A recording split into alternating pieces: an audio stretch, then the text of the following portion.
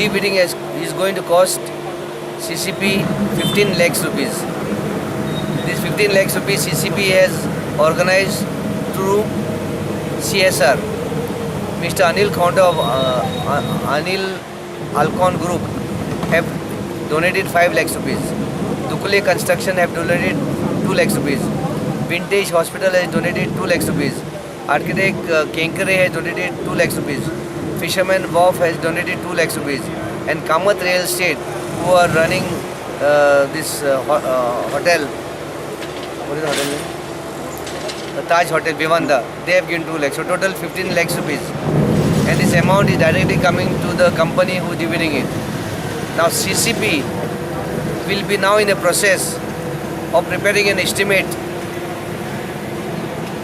so that we sign a contract with this company for dividing it for 3 years.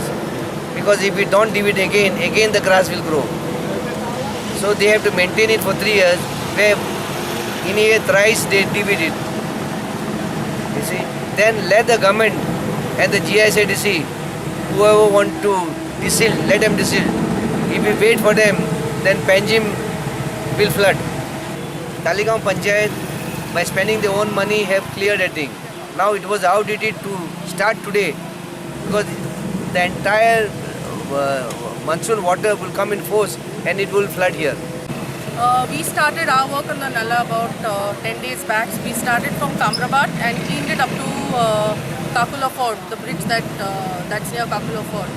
So when we started, for us the most important thing was de-weeding because we needed the water to flow. The last rains, Kamrabat was flooded and we had a major problem. So to avoid that, we decided on de-weeding the Nala.